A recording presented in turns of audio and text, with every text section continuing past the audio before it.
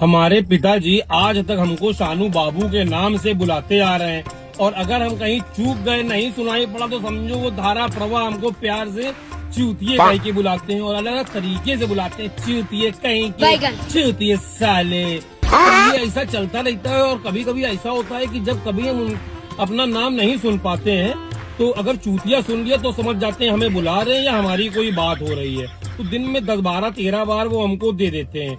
तो जब हमको बात इनकमिंग आती तो हम आउटगोइंग अपने छोटे भाई दे देते हैं। चूतिया कहेंगे, बाइक नहीं धुलवा के आया, चूतिया कहेंगे, बिजली बिल तक नहीं जमा किया। तो ऐसा चलता रहता है। शाम को चाचा आते हैं, वो फिर हमें कहते हैं चूतिए कहेंगे, गेट नहीं बंद किया। हम छोटे भाई को कहते हैं चूतिए कहेंगे, पहले तुमने कहा तुमसे कुंडी लगा देना। फिर हम लोग शाम को नानी के जाते हैं, हमारे मामा फिर हमें पेलते हैं कि तुम चूतिए बाइक में चाबी लगा के चले आए। हाँ, हमने छोटे बाइक पहनने लगते साले, तुमसे कहा था कि बाइक में चाबी न लगनी चाहिए। तो पूरा खानदान में हमारे यहाँ दिन भर में 100-150 बार चूतिए का दास्तान होता रहता है।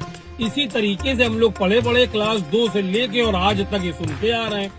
हमारी जब 2008 में नौकरी लगी तो क्या हुआ कि एक लड़के से हमने डेटा मांगा कि हमने भाई तुमसे 2-3 बार बोल चुके, बहुत मूड खराब कर रहे हो, डेटा दो, में भेजना है।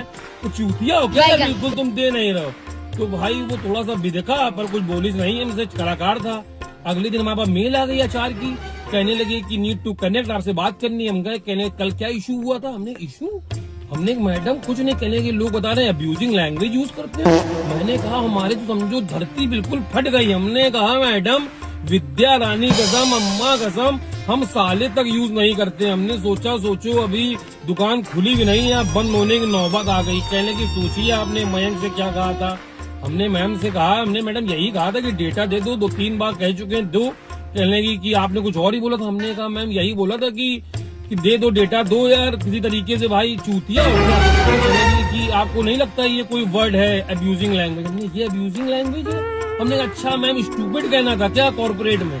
कहने की नहीं गाली है। हमने गाली है। हमने कहा नहीं तो कानपुर का हेल्पिंग वर्ब है, ये कानपुर का एहसास है, कानपुर का प्यार है। उस दिन मेरे भाई हम जान पाए ये इतनी बड़ी चीज है दिल्ली के अंदर। हमारे यहाँ मेरे भाई इसको इतनी वैल्यू नहीं दी गई, इसको हम लोग इग्नोर एंड अवॉइड करते हैं। मतलब चूतिए जैसे लोगों को भी आपने गाली में रखा हुआ है यार। भाई नहीं, ये हम बर्दाश्त नहीं कर सकते। उस दिन हम जान पाए ये गाली है मेरे भाई। आप लोग बताओ कमेंट में, आप लोग कब पता चला यार ये गाली वाली होती है। हम लोग को तो मतलब ये है कि पागल बेवकूफ मतलब होता है यार। हम लोग इसीलिए बोलते हैं इन सब चीजों को यार। बहुत परेशान हुए यार हम बहुत ज्यादा जीवन में इन सब चक्करों में।